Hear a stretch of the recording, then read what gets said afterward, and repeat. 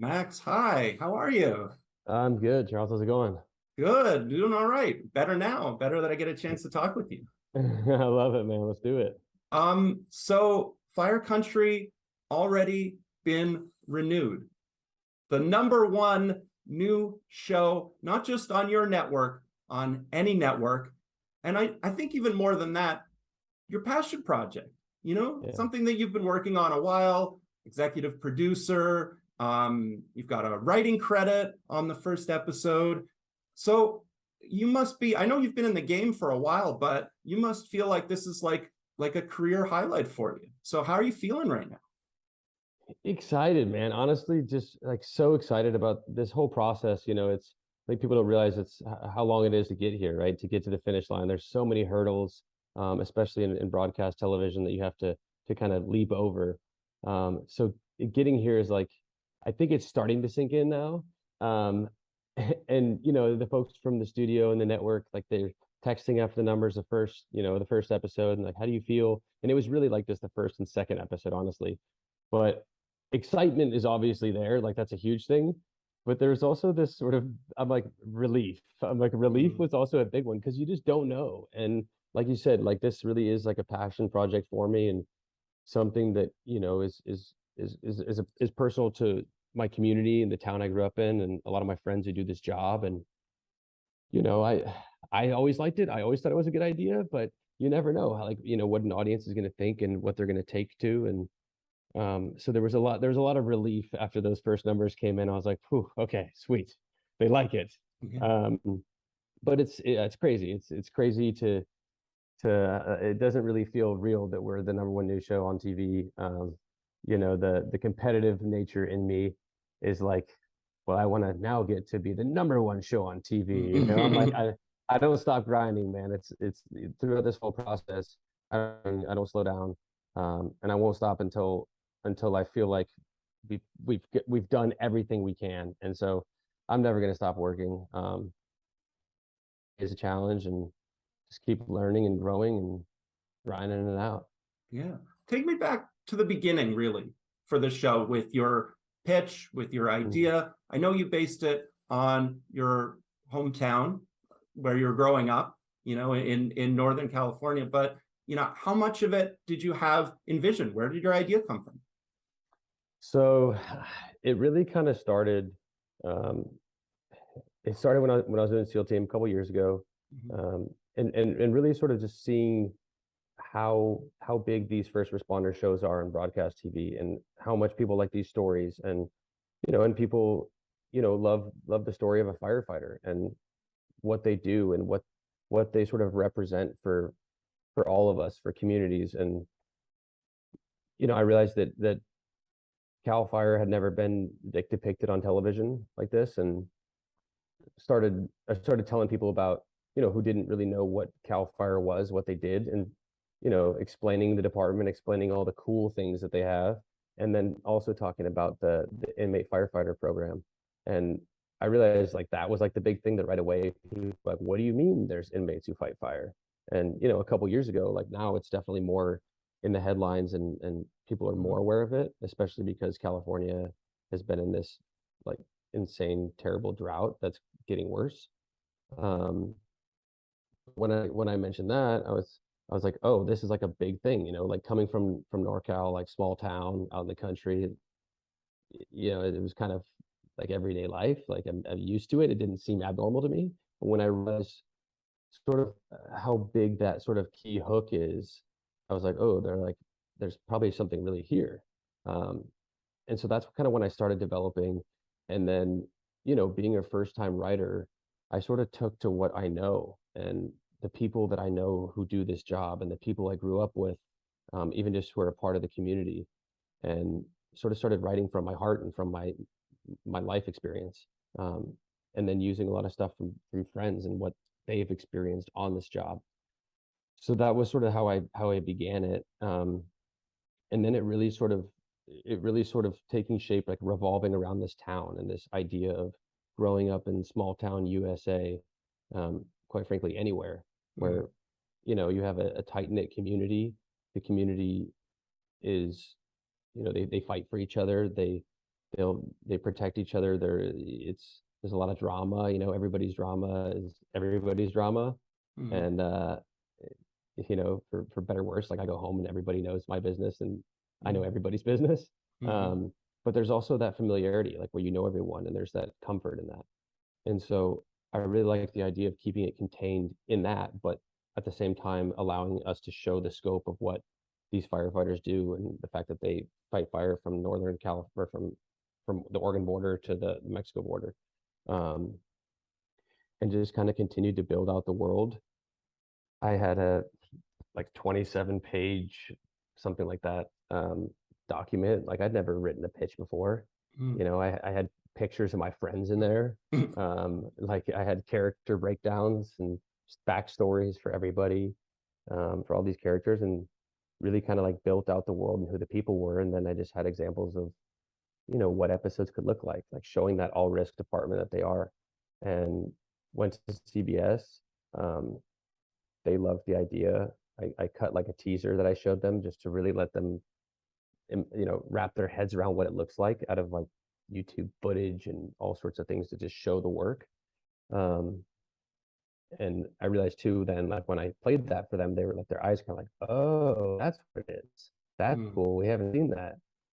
And then they sent my pages to Bruckheimer's team, and got a call saying that they loved it, and had a meeting, and you know, we just kind of hit it off, you know, and I'm so thankful to have them as my producing partners. I can't imagine anybody else, honestly. You know, it was Jonathan Littman and Christiane Reed in the beginning, and you know, since he's moved on and started his own thing, and Christiane and I are like, we're like a unit, you know. I mean, I adore her. I'm amazed by her. She's incredible, and I'm so lucky to have her as you know, like my first producing partner ever, and took it from there. They had worked with Tony Phelan and Joan Rader before, and said, "Hey, some incredible writers we think could write the pilot with you," and wrote it out. CBS network loved it, and we were off. It's crazy, you know. Like I said, it was all going so well that I was constantly waiting for that bump in the road that we were going to hit, or that end point. And it was like I was taking each win, but also knowing that it could end at any moment. And so I was always a little reserved and held, you know, holding myself back to not get too emotionally attached. And thankfully everybody believed, and the network believed, and I'm happy to be here, you know, with CBS and continuing, you know, our relationship and being able to tell these stories on air and just build this thing out from here. I'm glad you mentioned Bruckheimer. And I mean, if you do a show like this and it doesn't look, you know, theatrical, if you're doing it on a small scale, it's not going to work out. And I noticed that right away. That's a really important part of the show, is it's got to look good, and it does. How does it feel like when you're filming a show like this? You know, the pilot certainly was a little bit of the proof of concept for VFX, right? Like, you know, we know that we hired a great team, but it's still one of those things, like as an actor, you're sitting there and you have a couple flame bars, and we had some practical on the pilot, but like you said, a lot of it's built in visual effects. And so you put your trust in these people, you act to a tiny little flame, knowing that, or hoping that it's going to be what you imagine it's going to be. And you know, as soon as we started to get those scenes cut, once they were finished in the VFX team, I was like, oh my gosh, this is awesome. This is it. This is what we all imagined. And like you said, I mean, you know, not only are the Bruckheimer folks just great at producing and understand how to make a movie or a television show, I mean, they're masters at visual effects. You know, there's never once that you watch Pirates of the Caribbean and you feel like you're not in the Caribbean on a pirate ship. Yeah. You know, and so you know, having them, especially with that stuff as pros, is it's huge. That scope and those fires, and you know, just that added element of danger and reality, definitely make all those scenes that much more impactful. With the scope of the show and being so big, I don't know if there's a good wine to pair with it. Would you recommend a wine for this show or something else? I mean, you're the expert, right? You're the vintner. You tell me. I'm the wine man. A good wine to pair with this show, man. I think I honestly think, I mean, Friday nights, first of all, right? Like it just makes sense. So Friday at 9 o'clock, like have a glass of wine and watch Fire Country. Like it just honestly, it's based in California. It's just fitting, right? Like, and I think that's kind of up to the viewer themselves, whether it's summertime and you're watching, and it's a Chardonnay kind of day, or you just finished a big dinner and you want to drink some Cabernet or some Pinot. I think it's very much you know sit down and have a nice glass of wine kind of night. Yeah. Well, I mean, now that you've said it, right? Now That's right. you've given me permission. I'm gonna do that. I'm gonna go for it. You're making me thirsty. I wanted to ask you about this show that obviously the fire, the big elements was part of your pitch, part of your idea. But, the other element that you have on your show, the family trauma, the PTSD reactions, just kind of like events that shape us. It really seems to be such a common, prevalent theme on a lot of shows right now and movies. So was that something where early on you knew that would be such a part of the show, or has it sort of come about as you're shaping?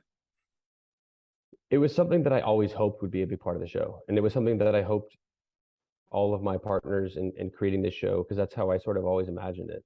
And I think that's, again, maybe it's selfish. It's just that's the shows that I like, and so I think that was in my head always, like how I wanted the show to be. And thankfully everybody embraced it. And again, like I know, I worked with Carrie Aaron on Bates Motel, and like I love the world that they built with Friday Night Lights. And I think it was such an amazing show, and just how they continue to evolve all of these characters, and how you cared about each of them in a different way, and how they all sort of affect each other. And so, I as such a fan of her and working with her, I looked at that going like, that's what I need. I need that show has. And I feel like we're really getting it, and we're leaning heavily into that. And I also think that people like to watch TVs not just for entertainment, but because they want that hook, they want that storyline that they're following. They want to watch these characters develop. Especially in today's day and age, it's I think that's what people are drawn to, and also just what they come back for every week. And so I'm really happy that we're doing that a lot in this show. Do you think you could go out and attack the fires now? Do you think you're ready? I would need some more training to make sure that I'm doing it in a safe way, but I do think I could. I think being a firefighter is a very selfless job, and I